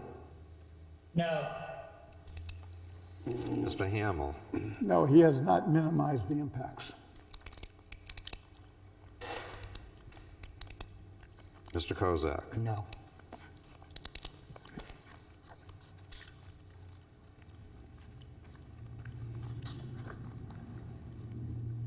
Mr. Chairman, none of the criteria were met. Would someone like to make a motion that we deny this first part of the request?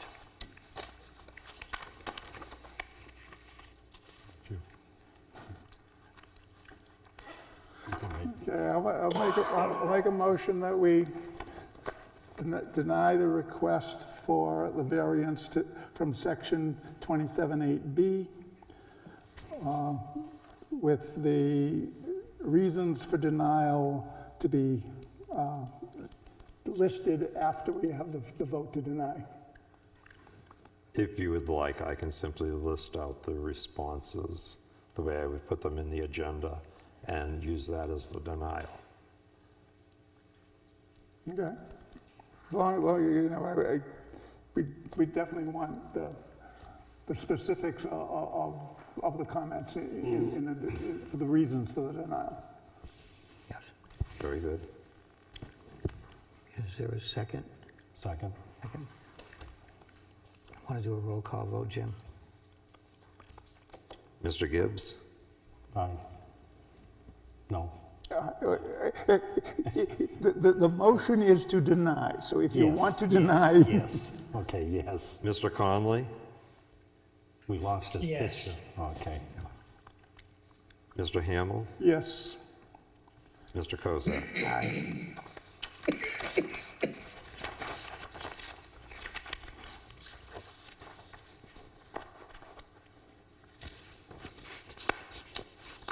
That is a unanimous vote. Yes, thank you.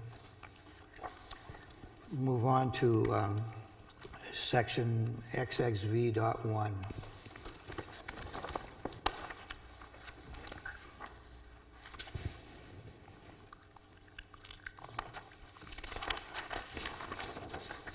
Wait, XIV1. Is the board ready? Yep, the board ready? Yeah. Yes, sir. The variance requested of the zoning ordinance to permit construction of drainage structures within 56 feet 1 1/4 inches, parking within 54 feet 9 3/4 inches, and septic fields, tanks, piping within 61 feet 7 inches of residentially zoned property. Mr. Chair, I'd like to note that the request, when it was redone, that those distances are not what is in the final request. Okay. It's not Is that the requests are listed on ZB2 of the most recent. Yeah, I would submission. suggest it would just, your motions reflect that the distance is shown on ZB2. Can you send those to me in Word Yes, so I don't get them messed up? absolutely. That notwithstanding, is the board ready for the criteria? Yep.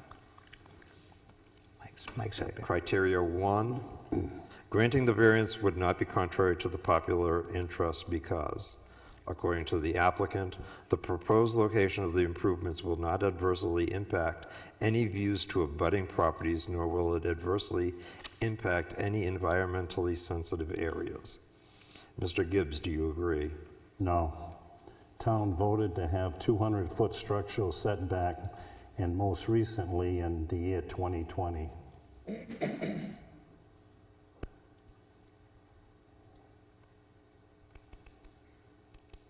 Mr. Conley, do you agree? No, I do not.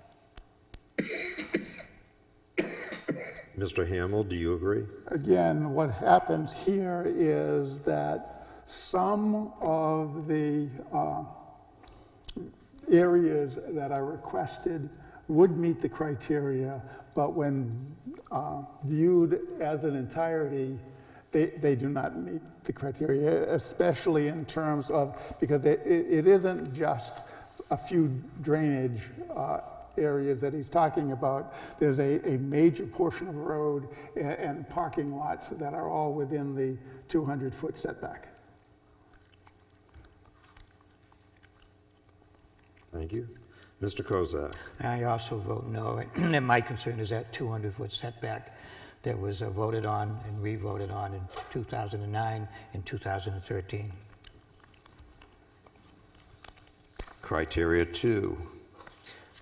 If the variance were granted, the spirit of the ordinance would be observed because the spirit of the ordinance is to prevent undue impacts on abutting residential property. Criteria 2, if the variance were granted, the spirit of the ordinance would be observed because the applicant's response is the spirit of this ordinance is to prevent undue impacts on abutting residential properties. The improvements requiring a variance will not unduly impact abutting properties as the structures in question are small, underground, or will be screened from abutting residences. Mr. Gibbs, do you agree? No. Feel the spirit would not be observed.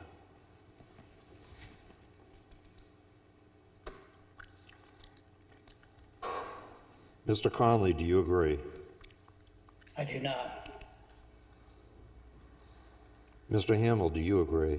No, because the impact would be substantial to the abutting properties. So he has not met the spirit of the ordinance. And he has not, again, moved to minimize that potential impact. There are areas that we would, he would be entitled to relief, but on the whole, he does not meet the criteria. Thank you. Mr. Kozak? And no, I agree with Roger. I think the impact on certain areas of the plans are just beyond. Thank you. Criteria 3, granting the variance would do substantial justice because the applicant states all large structures are set back a minimum of 200 feet from residential properties.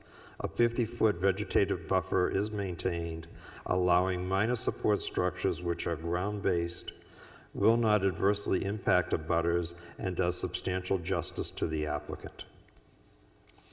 Mr. Gibbs, do you agree? No. Any injustice is self-created.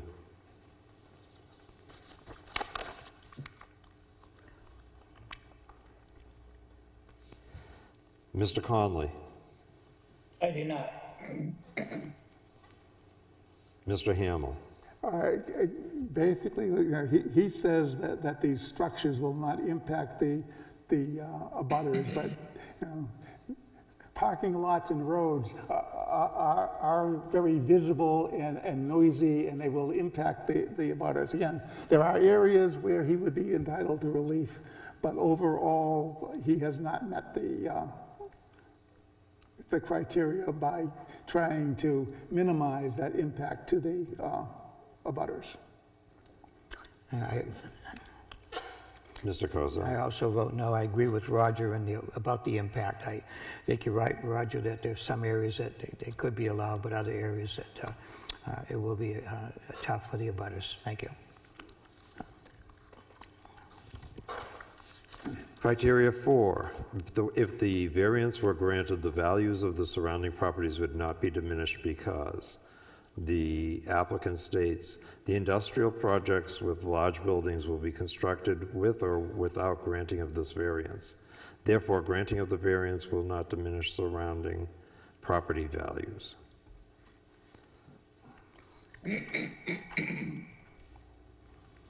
Mr. Gibbs, do you agree? No, they would be diminished.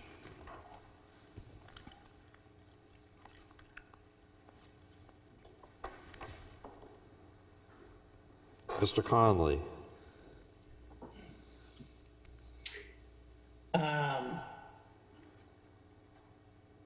I have to, so my comment is, he's correct if he says that without these, there would be no diminishment.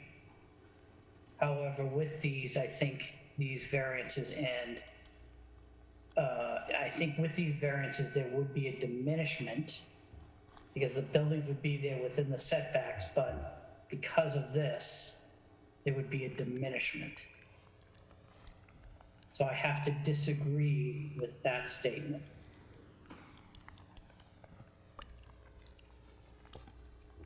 Thank you. Mr. Hamel?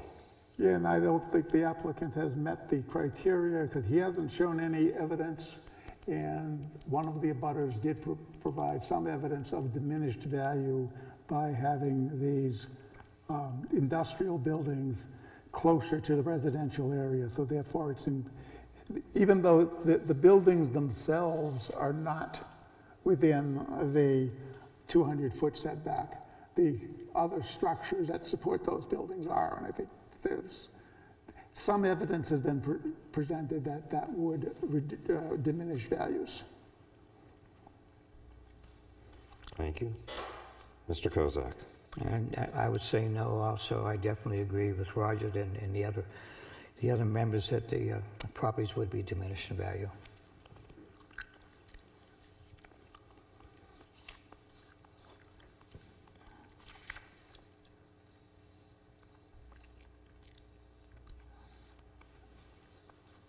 Criteria number 5, owing to special conditions of the property that distinguish it from other properties in the area, denial of the variance would result in unnecessary hardship because 1, no fair and substantial relationship exists between the general public purposes of the ordinance provision and the specific application of that provision to the property because, the applicant states, the intent of the ordinance is to limit the impact, visual and otherwise, to abutting residents. This goal is accomplished via the 50-foot vegetative buffer and 200-foot building setback. Unfortunately, the extensive definition of structures within the ordinance precludes all structures, no matter how small or unobtrusive, from being constructed with between 50 and 200 feet. This results in no fair and substantial relationship existing. Mr. Gibbs, do you agree? No. Any hardship is self-created.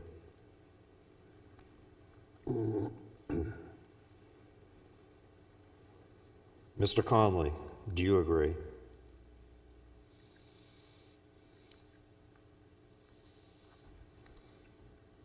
He's muted.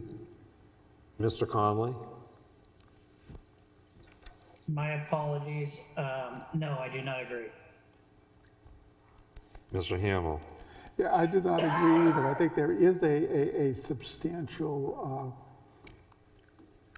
connection between the ordinance and the public purpose.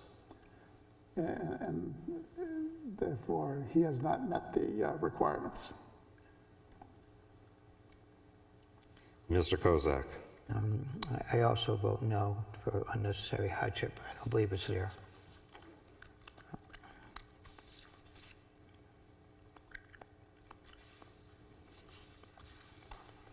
Item Roman numeral 2. The proposed use is a reasonable one because the applicant states, the proposed structures for which we are requesting a variance are small features or underground features in support of the project which will not adversely impact abutting properties. Mr. Gibbs, do you agree? No. Mr. Conley, do you agree? I do not. Mr. Hamble, do you agree? No, and I also would point out that under hardship, his response to the value question shows that he foresees, even without variances, that that commercial buildings will be built. And therefore, that sort of alleviates the fact that there is hardship, because he's saying he can build commercial buildings in the area. Yep. Mr. Kozak? I'm going to vote no also. Mr. Chairman, none of the criteria were met. Do we have a motion to denial?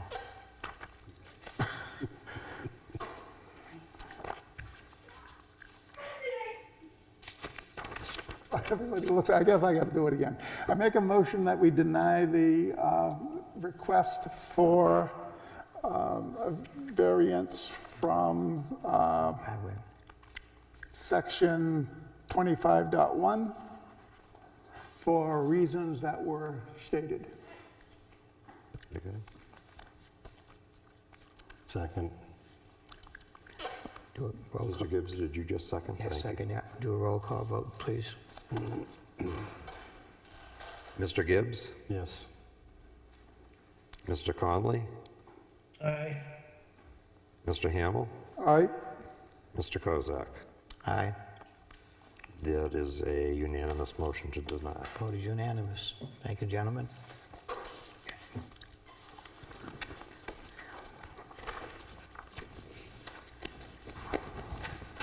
That ends our meeting with deliberation for this issue. Mr. Chairman, I just had a point of order Right ahead. regarding the map 14 lots 1-2 and 2 hearing. The email I received that included the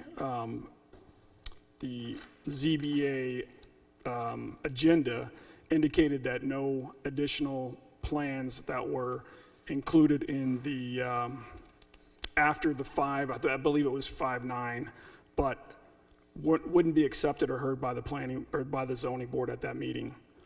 According to, it's our opinion that the board closed the public hearing in error at the last meeting.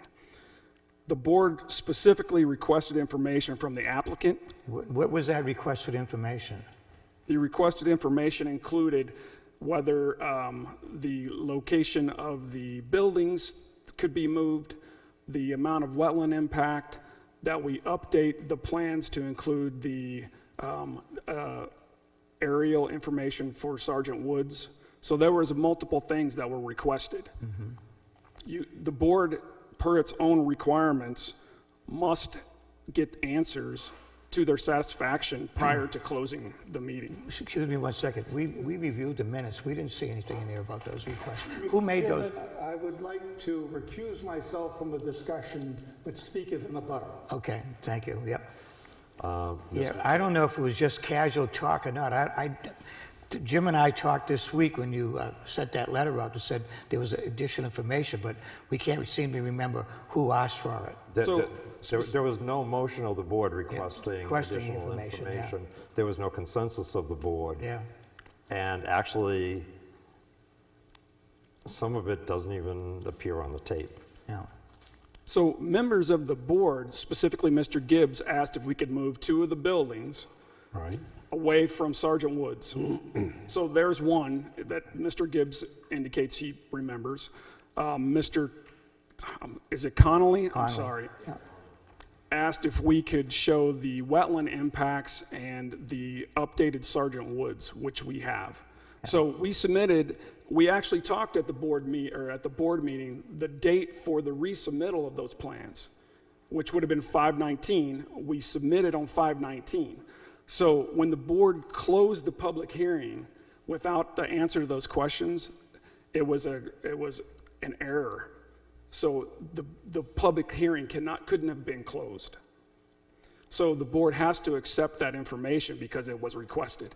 Now, at the next meeting, the board can say, all right, we have that information. We're going to close the public hearing, but you have to use that in your deliberations. Okay. Thank you. Yeah. Just make a note of that for next month's meeting. Yeah. Mr. Chairman, as Yes. an abutter and not as a member of the board, I'd like to point out that once his claim that you closed it in error, first of all, you don't have to,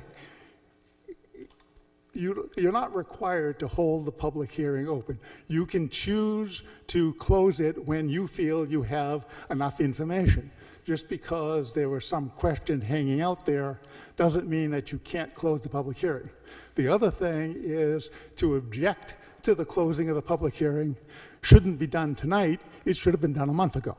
If he felt as though there were things that you should not have closed the public hearing, he could have raised that issue because we had a big discussion.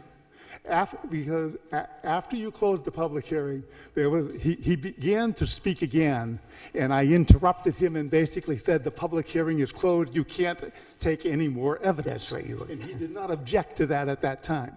I mean, if the board chooses, or if the applicant chooses, an option that he could request a reopening of the public hearing, but then if he does that, he would have to pay for a new advertisement and notice to the abutters. Okay. Thank you. Can I say something? Yeah. Go ahead, Mike. This is Coleman McDonough. Can you hear me? Hello? Is that? I can hear you, Coleman. I don't know if anybody. Yes, we can hear you. I'm sorry, I thought it was Mike talking. No, that's Coleman McDonough, just so you know. Yeah. Thank you, Mike. I appreciate that. I just want to go on record that I think that this is a totally illegal meeting and that Mr. Frank Gibbs has been instructed by a Rockingham County judge, and he knows this, that he should recuse himself and never vote on Mr. McDonough's or 125's projects. Number one. Number two, okay? Roger Hamill, he knows Greg Michael. He's an attorney, he's a judge, and he has also instructed me that being an abutter, you don't have to be lot line to lot line. So Mr. Roger Hamill cannot recuse himself on one item and not the other item because this is one whole plan. It's a plan in its entirety. No. So he abuts it, whether it's out near 108, a foot off of 108, or whether it's on his lot line. So that is bogus number two. Okay, so you've got two illegal votes, and you didn't even open up the meeting because you didn't have a quorum, but yet you had a quorum for what you wanted to vote on. So it doesn't make sense that you don't have to be, again, a lot line to a lot line, a butter. An abutter is somebody that is directly affected.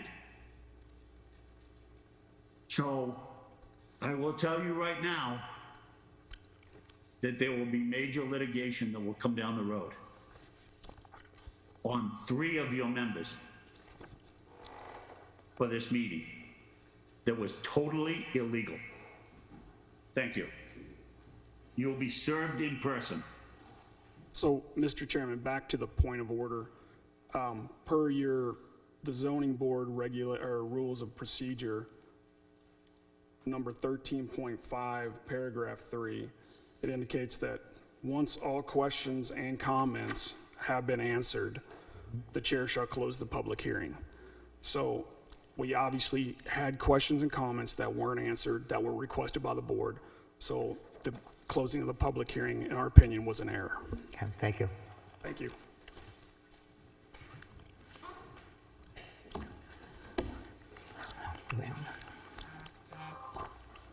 May I also say something else? Mr. Gibbs also mentioned about truck noise. No person should have the right to be denied the use of this land. He goes by my project manager, Tom Letbour's house, within 50 feet all day long in a residential neighborhood with dump trucks. He goes by streams, he goes by brooks, okay? So where is the impact there versus my project? You can't deny somebody the use of their land. So it's not 200 feet. He goes by houses 50 feet in front of him. He goes by brooks, he goes by culverts, he goes by ponds. In a residential, right directly through a residential neighborhood.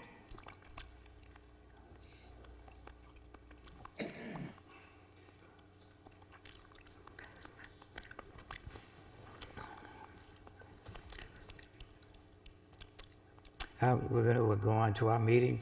I'd like to accept the minutes of 5-4.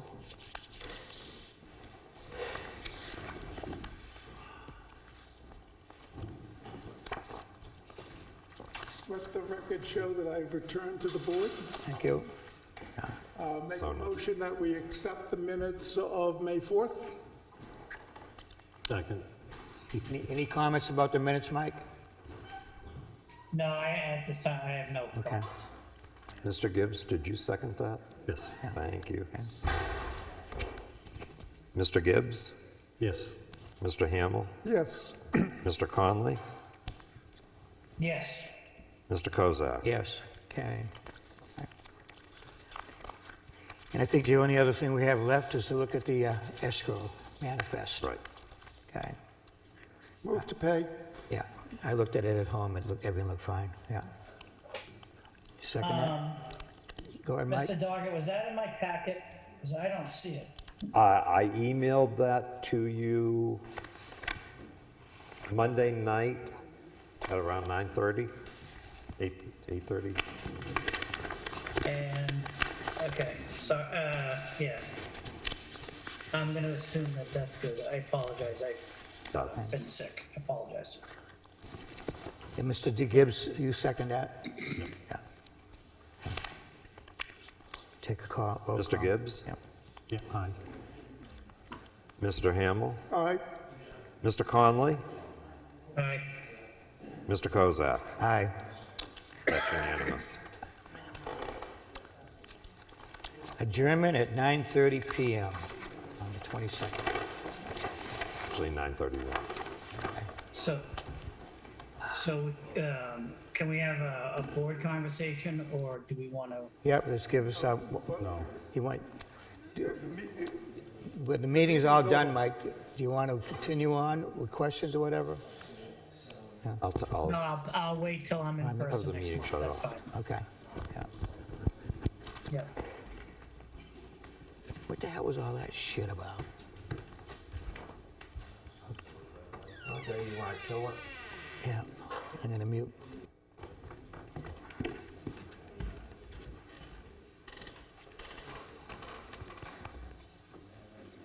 It's off. No, You guys are I on. control Zoom. The microphones are off. No, you're not. Mr. Doggett, can you hear me? And actually, because you were just threatened with legal action, Mr. Doggett. you can call this an emergency non-meeting to discuss